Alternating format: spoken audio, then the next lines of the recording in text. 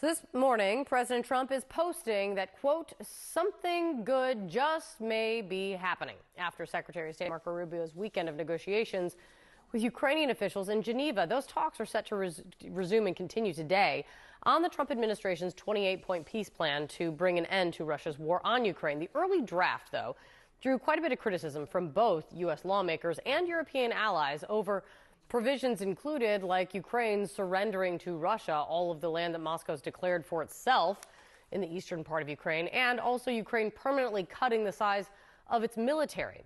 Overnight, Ukrainian officials say Russia launched a new deadly drone attack on its second largest city.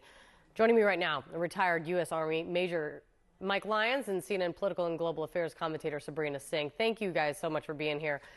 Major, from a military perspective, what is the effect that this peace plan would have if implemented in the broad contours that we have seen in this early draft?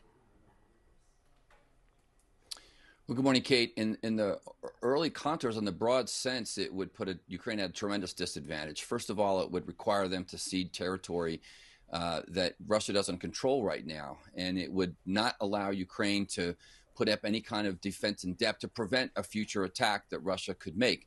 Right now, Russia has what's called interior lines. They could reinforce themselves inside of Ukraine into certain areas.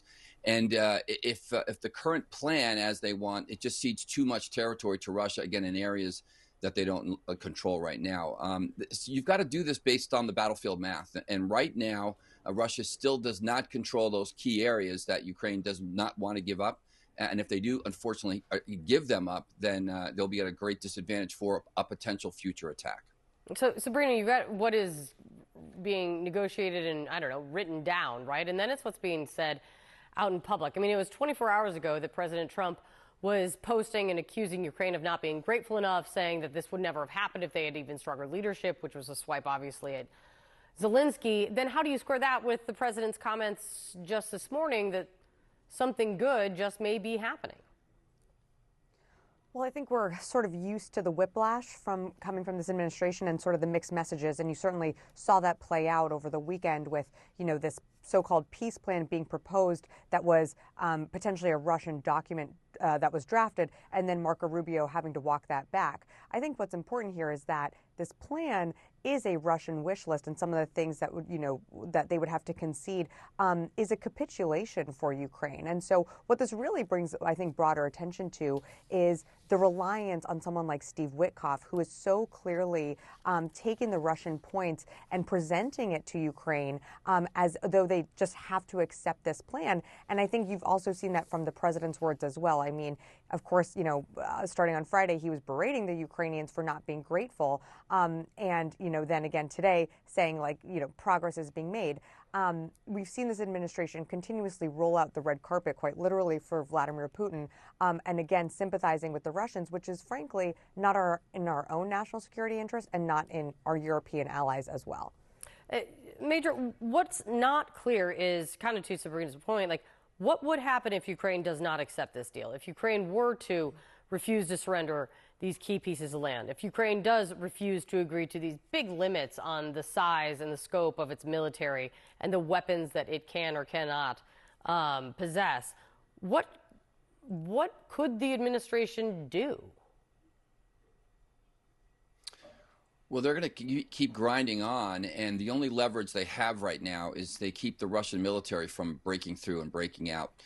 We've seen this drone capability, though, kind of go back and forth between a side of Russia having advantage and then Ukraine getting it back. Electronic warfare as well, making sure that you can be preventive against the drones that are coming. It's an entirely new kind of battlefield that both sides are adjusting to. But Ukraine feels confident enough they can keep Russia from amassing troops and not breaking through and holding the current defensive lines that they have right now. They're not in any kind of offensive mode. It's a tough way to fight a war, but they can still sit there and defend. They could force Russia to bleed more and to send more troops. And again, I don't see the leverage that's changed from Russia's perspective to change their behavior. It's going to take the United States and NATO allies to to help more with air defense platforms and other Tomahawk cruise missiles and the like, to make sure that Russia has some kind of leverage feeling in order to make this deal. I just don't think they're going to make it without any of those things. And that might be what is driving the Europeans' kind of fear and anger around this. Sabrina, I mean, they do not seem happy with this starting point. I mean, the president of the European Commission saying Sunday, as a sovereign nation, there cannot be limitations on Ukraine's armed forces that would leave the country vulnerable to a future attack. And she said that would also undermine European security. What does this moment and agreement that they're working on mean for Europe? Well, what it means for Europe is they're really looking for this plan to, as a source of containment for Putin. They don't want to see Putin go beyond, the borders of Ukraine. And so this peace plan has a lot of implications for European security. And so part of the peace plan, that's this so-called plan that's been proposed, is not allowing NATO troops to station within Ukraine, which is something that Europe feels very strongly about, as having NATO troops there as being a peacekeeper force, as that sort of buffer from Russia to the rest of other European countries. And so, it's very clear that Putin has said from the beginning he has broader ambitions beyond Ukraine.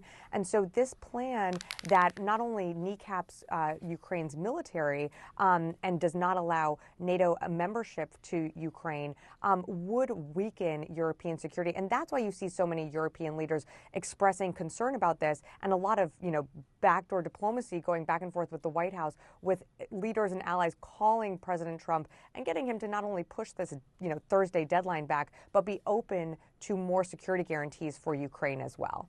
Yeah, this Thursday firm deadline doesn't seem as firm today as it maybe did yesterday. It's good to see you both. I really appreciate it. Thank you.